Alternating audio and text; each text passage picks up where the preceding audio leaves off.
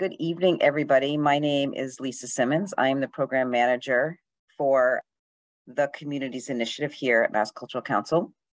And I have a few of my colleagues here also to answer any questions that you might have in the chat. Feel free to put that in there and they can answer those questions for you. Hanako Brace, Carolyn Cole, Gelmi Espinal, and Ricardo Guillaume, also known as Ricky, are here to assist you. So this is really just basically a quick overview of the grant decision section with also a focus on sort of like your voting meetings. So I really want to just make sure that people are comfortable with going into the GMS system and putting in your grant decisions. We have done the recording and a webinar on the financial pieces of your annual report that are due on the 17th, or at least before you have your voting meetings. That is very crucial, so you will know how much you have for granting. And so we have also done a guidelines webinar. If you need that, you can find all of that at our YouTube page, the Mass Cultural Council YouTube page. I also want to let you know that we are doing closed captioned. It's at the bottom of your screen. If you cannot for some reason see that and need that, please let us know and put a message in the chat and we can have somebody help you with that. So without further ado, we are going to go through the PowerPoint presentation.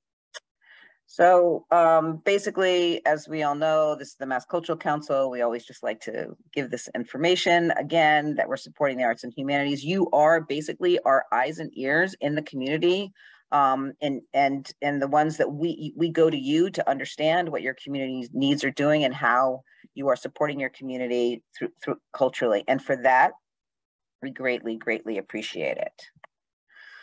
This is, as I said, your community's team. Most of them are here with us tonight. Some couldn't be here, but please know that you can find out who your community program officer is by going to the massculturalcouncil.org site, and it'll say staff by municipality. You can just click there, and one of these lovely people will pop up and be happy to help you and assist you with whatever you need.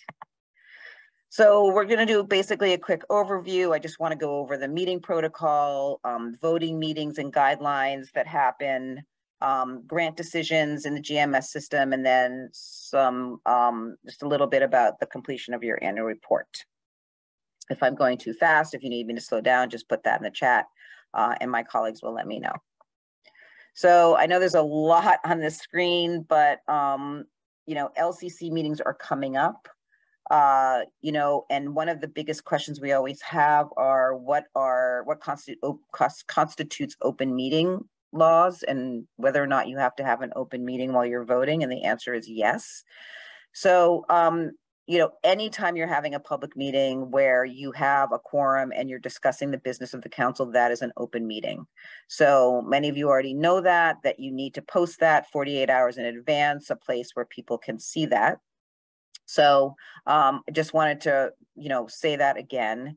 You know, you also have conflict of interest laws, our program guidelines to look at, the open meeting laws for the state of Massachusetts and what that entails. They had changed during COVID, and so now they're a little bit, you still can meet, you know, by Zoom.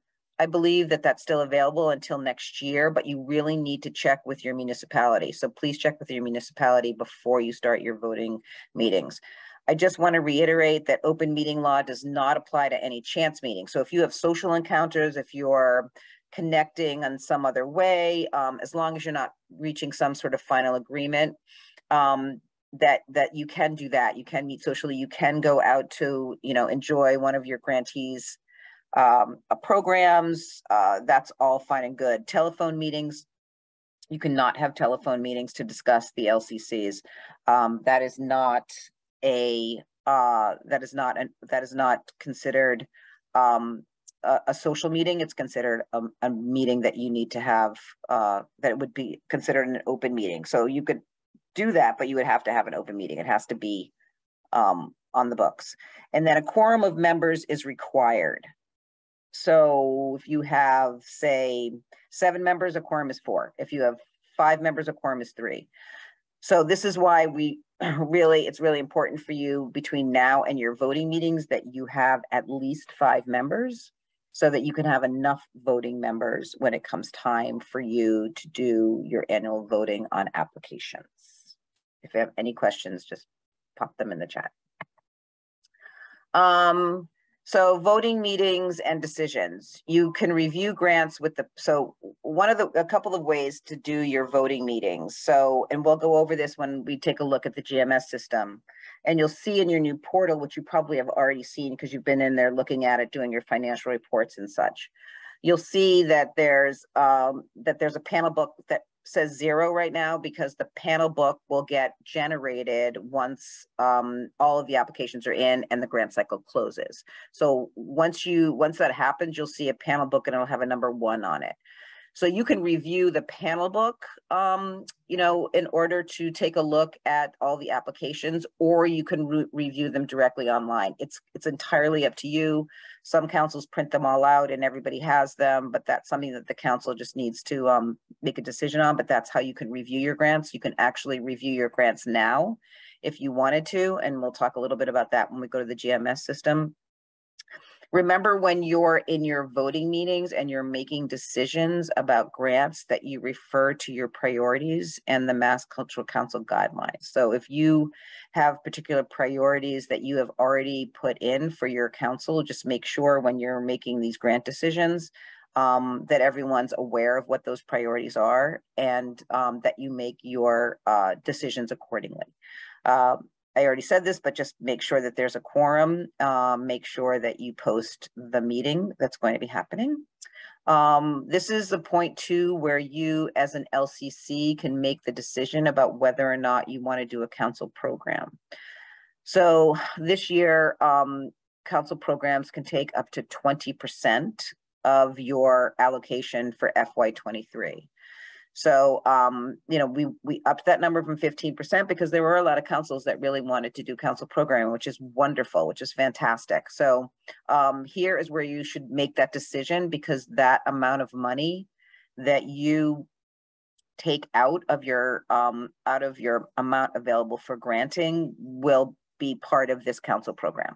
So it's not a separate amount of money. It's when you get to the amount available for granting is when you will make that decision, and that money will come right off of the top of that. So one of a really great thing to do is to assign someone to track the grants that you're voting on. And we do have a grant tracker sheet on the website so that someone can be responsible for doing that. And so the other thing is that when you're doing the grant tracking, one of the things that should really happen too is that one person should really be responsible for that grant tracking sheet. So, and then that one person who's responsible for the grant tracking sheet, it's easier to have that one person entering in the grants management system, which we'll get to, the approved or denial applications. It's just easier than everyone going in and trying to do that. One of the things actually that when you are reviewing, if you are reviewing applications online instead of with the panel book, there's an option for you to say in LCC review, and I'll show you this, there's an option for you to say yes or no. If you are just viewing the grants, you just need to leave that blank because you just want one person, as I said, inputting that information. The other thing is, and this is something that we get questions about a lot, and that is denial letters and sending things out. The minute you have your voting meeting, it's a really good idea to send to do your denials then. The good thing in the last year and this year is that the system will send out your denial letters.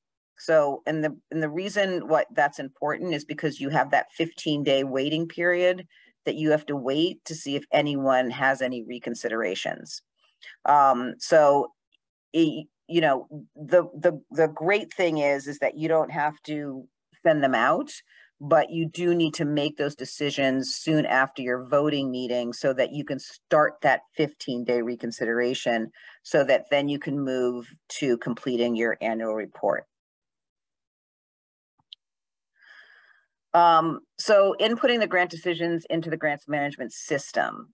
We'll go over this, but I just also wanted to speak about it as well and have a slide on it. So you'll log into the Smart Simple system, as you know. You will look to see what applications are there, and you're going to click on the submitted applications. And you're going to need to open each application to put the decisions in. And then you'll see sort of like it'll split between a denial and an approval. So I am going to attempt to bring you to that space. And please, my team, let me know if you can see the screen, so I can make sure that everyone else is seeing it. Yes. Thank you. So, so this is what's going to happen when you log into your account, right? You're going to see your council profile, the change password, if you need to do that, and then you're going to scroll down to the LCC annual report.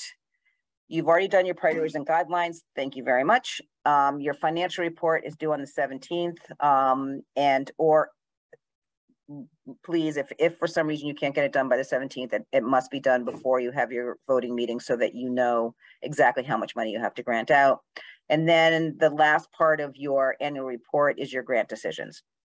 But before we get to grant decisions, I just want to go over this part here where it says your council's applications. So as I said, excuse me, you're gonna come to this page, and hopefully you'll have more than just one application submitted. But you'll see the number of applications that you have submitted, right? So you're going to click on that. And as I said in the financial webinar, one of the great things this year is that we have given you all of this information about how to navigate each tab in the GMS system. So it's basically going to give you a roadmap on how to do everything. So if you get into trouble, we're here to help you and support you through that. But the directions give you a pretty good explanation of how to do that. So you're going to come here and you're going to see all of your applications are going to be listed here, all of your submitted applications. I do want to say that on October 18th, when you go to your portal and you find that there are, let me just go back for one sec. If you find that there are applications in your draft file on October 18th, those are applications that were not submitted. So you do not have to worry about the drafts. Do not look at the drafts. You don't need to. They are applications that did not meet the deadline and are still in draft form. So the only thing that you have to concern yourself with are the submitted applications. So you click on submitted applications, and then you're going to scroll down and you're going to open it. So let's say you have 15. If there are 15 or however many applications, each one of the applications for you to take an action on has to be opened separately. So you're going to open the application, and you will have already made a decision in your voting meetings. Whoever's keeping that beautiful grant tracking Excel sheet, or is going to give it to whomever is going to do the inputting. And you're simply going to go over to this application because you've already talked about it and click on LCC review. When you click on the LCC review, this is where you put in your approval or denial. Okay, so let's say this application, we're going to deny this application. So when you deny the application, it's going to ask you what was wrong with why did you deny this application? And then there's all these great drop-down menus. The drop-down menu will give you the input for that particular application. So was it not clear enough? Did it not meet the eligibility requirements? Did it not provide enough public benefit? A lot of times that's what councils will put in, and that it didn't fit the public benefit, the public criteria. And then you're going to scroll down to this section where it says save draft, approve, or decline. So for denied applications, you're going to simply hit declined, and it's going to ask you, are you sure you want to proceed? And you're going to say yes. So that application was denied. You're going to go back to your home screen, and you're going to see now you have none in submitted, because you have, by making that action and taking that action, the system will separate your decisions, and then you'll come down to this section where it says pending denials and pending approvals.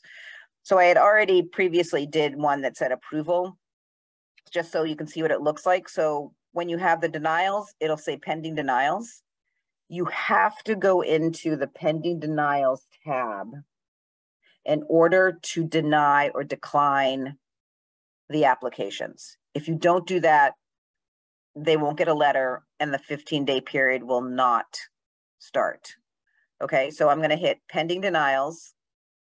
And again, it's wonderful that we have all of this information to sort of walk you through this. But again, if you have any questions, let us know. I see lots of questions in the chat, so I'm sure everyone's on those and answering those for you. So when you get here and you have this and you say, okay, yes, all right, everyone, do we want to deny this application? Because if we deny it, then they're going to get a letter. So that's why it sort of gives you this check just to make sure. So what you need to do is you need to click on the application. Now, let's say you have 10 applications in here. You're simply just going to click on this top box and it'll highlight all of your denials. Okay. Once you do that, you have to hit decline applications. And then it's going to ask you, are you sure you want to do this? Yes, I do. Thank you very much. And there you go. It's gone off. Now, there's nothing else you need to do on the denial side except for wait for that 15-day period. Okay. So let's go back. Okay, we don't need that. So let's go back now. I just want to show you before we get into the grant decisions. I want to go back to show you. So there was an application submitted and I approved it just the same way like you did with denials, only with the approvals. You're going to click on it and it's going to say, I approve it. And you're just going to put in the amount that you approved it for. And then you're going to click the approved button. What happens then is that it goes to pending approvals. Okay, so let's click on this app. So here we have an application that was approved by the council. And yes, we're all excited about that. That's wonderful. Let's open it just to make sure. You don't have to do this, but I'm just showing you that this is what's going to end up happening with the pending approvals. Your pending approvals will not become approvals until you submit your annual report. So you've done your denials, you're waiting the 15-day waiting period. There have been no reconsiderations, so you need to calendar that 15 days. Then you're going to go into your system and say, okay, we've done that. We're done with that. We don't have any requests for reconsiderations.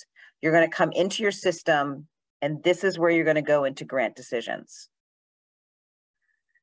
You're going to click on grant decisions. Again, here's the step-by-step of everything that you need to do your grant decisions. So here it is. I'm a test LCC, so it's going to bring up my local cultural council. I'm going to open that, and these are the tabs that you're going to see.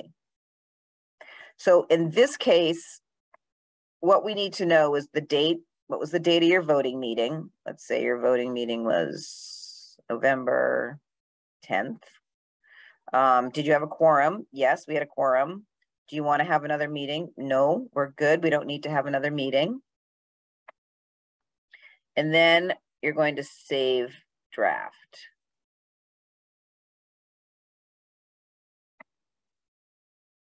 So I'm going to save that draft so that I have that in there. Then I'm going to move over to council program. Now we talked about, this is what you should be talking about in your council meetings, whether or not the council wants to do a council program. And so if you are doing council program, you're basically going to say, yes, thank you very much. We'd like to do a council program. Pull that up. You can only do 20% of your allocation. So let's say you need $500. What's your program called? And this doesn't have to be the name of the program forever and ever. It's just as you're putting this into Smart Simple, you can change the name. Fun on the Green. Okay, so you're going to do that. Excuse me. And then description, games and family activity. Now they do want you to we do want you to give an estimated date of when you're going to have your council program. We don't need to know the exact date, but maybe it's like a Memorial Day or something. And then you're going to hit save draft so that you've decided I'm going to do a council program. So then you move over to your decisions tab. So your decisions tab is what will end up happening is you give the date of your denial notification. So it knows, the system knows that you've waited your 15 days. So let's say the 28th. Do you attest to it? We just want you to attest to it. That's all. So this is what's important. The total applications that are pending approval is $50 from that pending approval. That one grant wanted $50. So it's a pending approval. So this right here will be the pending approvals. And the system automatically calculates that. It will automatically bring that number into the system based on the pending approvals that are that you have as a council agreed on. Okay. And then it's also going to bring in the amount of money that you want for program funds. So all of that needs to add up to the amount that you have available for granting. All right. So here, that's what it's telling you right now is that the total amount granted based on your pending approvals and your council program is $550.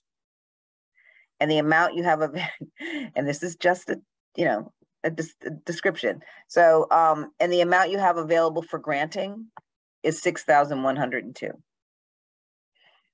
And that is because we only have one grant application in right now.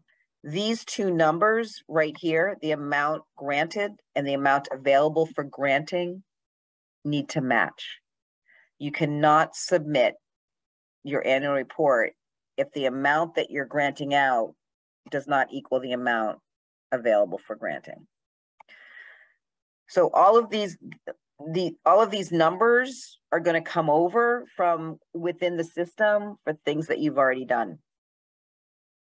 Once that happens, so your amount granted are your applications, your council program funds are put in, your total amount is the equal of the sum of all of those things should match the amount that you actually have for granting. So once you've done that and you come to this page, you're going to submit to Mass Cultural Council. Now, it's not going to let me submit because I don't balance, but this is when you've successfully completed all of your other pieces of your annual report. Once you submit to the Mass Cultural Council, those pending approvals will become approvals. And a quick email will go out to all of your approved applicants saying, you've been approved for a grant from Ashby Cultural Council. The council will be in touch with you for a more in-depth approval letter, stating the amount and information that you need in order to get either reimbursement or direct grant payment for that grant. So, that's basically the grant decision aspect, as well as the voting process for the Cultural Council. So I'm sure that we have some questions, but I just want to go back again, just to go over again what we just went over for the GMS system. So while you're waiting for the reconsideration period after you've done your denials, remember, you're just going to go on, you can go into the grant decision at that point and just pull together, your date, how much money you're going to be using if you're going to do a council program, so that you're ready when the reconsideration period is over, you're ready to close out your account. Because at that point too, you'll be able to see whether or not everything balances based on what you've done. So then the process after the voting, as we know, we wait the 15 days. You're going to complete the submission. You're going to send in your annual report. Do not send out approval letters before your annual report has been submitted. And the reason for that are a number of things. If you're sending out approval letters before going through the system, if you either undergranted or overgranted, you won't be, it's going to be difficult to correct for that if you've already sent out your approval letters. So your approval letters cannot be sent out until you complete your annual report, and that annual report is submitted to Mass Cultural Council. And then I also just wanted to go over the reimbursement process. Some of you are reimbursement councils and some of you are direct grant councils. And all of that information in the forms are on our website.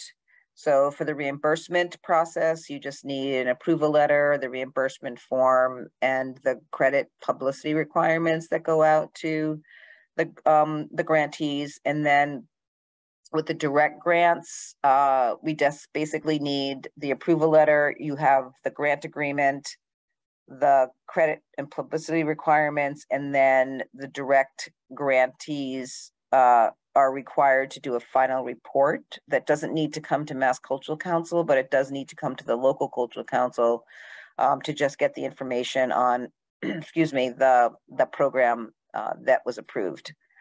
So I think that is all for that. So I am here, we're all here to take any questions that you might have, and let me know.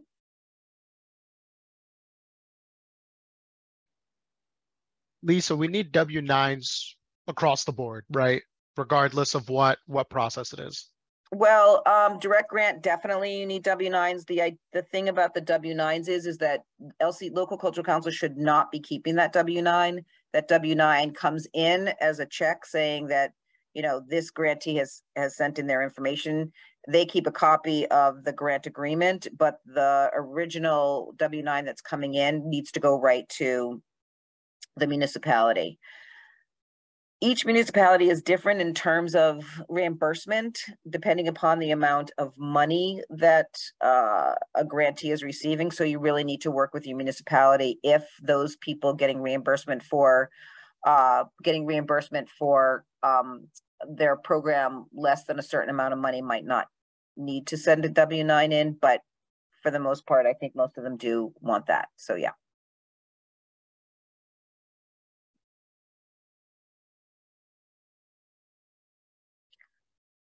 Draft. What's the draft function?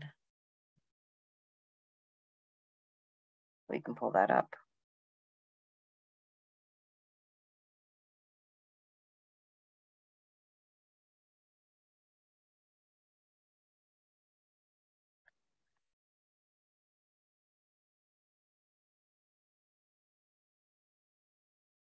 think she means, Rachel, let me know if this is what you mean. But when you're looking at your grant applications, for your grant decisions, draft is if you haven't chosen anything yet. Pending would be, we've chosen to approve this or we've chosen to deny this. We haven't submitted it yet. It's not submitted yet. You can mark it. Go ahead, Lisa. No, go ahead. You can mark it and not submit it. Like you can mark that a grant is denied and it'll set it to pending, but it won't send anybody any emails until you confirm that, until you submit, yes, we're denying this. Yeah, and the thing about what I said before, when you go into your portal, and for some reason I can't get into that portal. When you go into your portal, okay, here I am. So when you're in your portal and you see this all right here, the only thing that matters to you as you're reviewing applications is submitted. Just me if this is what if this is also what you're talking about, Rachel, like if you see if there are 5 things in drafts, you need to leave them after the deadline date because they have not completed their application. But I will say, when you're in your grant decisions, when you're anywhere in the system, one of the things we always say is to hit save draft. You should always hit save draft. And if applicants are calling you and having difficulty, one of the main things we always say is to save draft.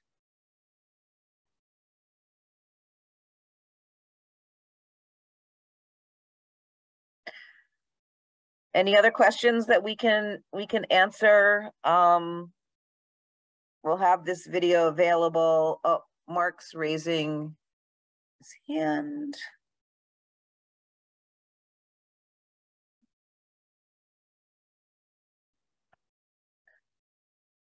Mark, you have a question? Yeah, actually, I submitted in the Q&A section. Can you hear me? Yep. Okay. Okay, and you answered in the Q&A section. I didn't see that. So, but what was it? Just so we could. The question was: Do all the grants have to be finalized at a single meeting, or can we do it over the course of 2 or 3 meetings and update Smart Simple at the end of each session, rather than loading them in all at once?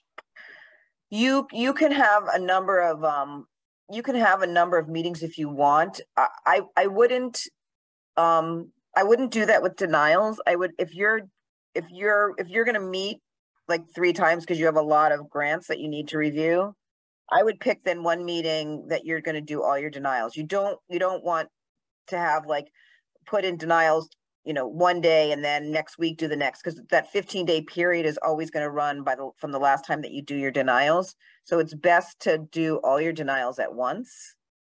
Okay. So that you can then move on to your approvals and your council program and doing your work in your grant decision section. Yeah, it would probably just make it easier for you. If there's some reason why you can't do that, then sure, you can have like 3 meetings and sort of do it in chunks like that. But just know that your 15-day waiting period is going to be the last time that you do your denials. Okay. So in other words, in my experience, the ones that we're going to deny are pretty obvious. So take care of those first. Okay. Yeah, I think that's a good practice. All righty. Thanks. You can mute me again. Doug, you had a question? Yes, can you hear me? Yep. Okay, so I'm just curious about the protocol for kind of coaching or helping applicants. In other words, if we get an application where it's clear that there's something there, that it's the sort of thing that we would normally fund, but there's an issue with it, are we allowed to work with the applicants? What are best practices regarding that? Sure.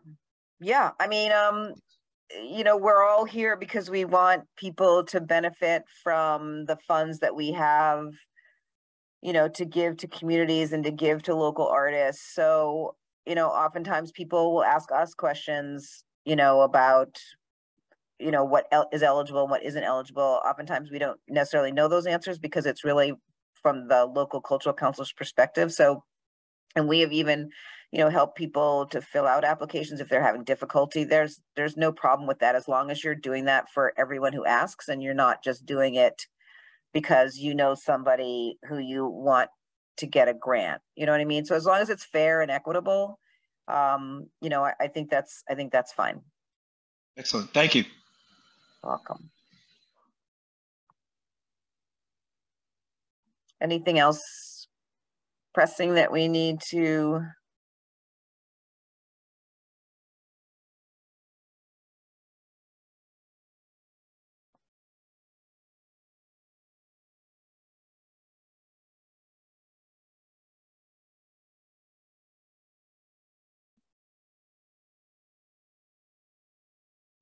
So someone's asking about having two different reimbursement forms, one with a required W-9 and the other, hi Bob, that doesn't. Yeah, I mean that's a good point. I mean, it's something that we can think about for next year if we see that is an issue, and some cities and towns may use a different reimbursement form because that's the reimbursement form that they use when for all other activity that happens in the city or town. So you don't have to you don't necessarily have to use that reimbursement form. It's whatever you decide with your municipality is the best practice for your municipality.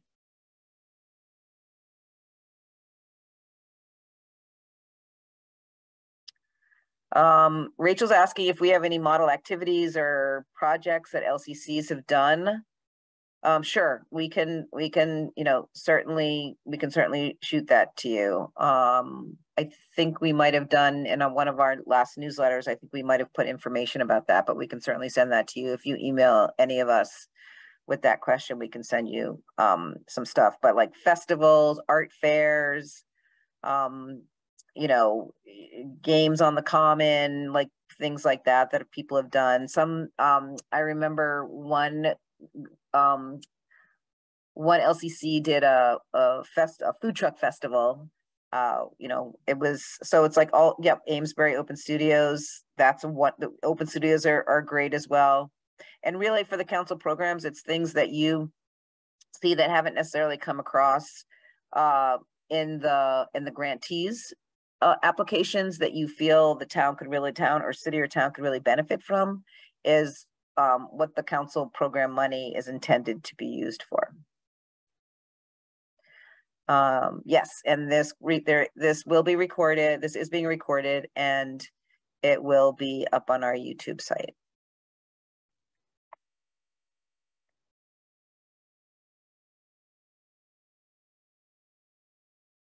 Great. So I think, thank you, team, my colleagues, for answering all of your questions. Greatly appreciate it. And again, if you have any questions, if you need any assistance over the course of the next 2 months as you're doing your meetings and filling out your financial information and trying to get in your annual report by January 17th, we are all here to help you. So thank you again, all of you, for participating tonight, for your questions, and have a wonderful evening. Thank you so much.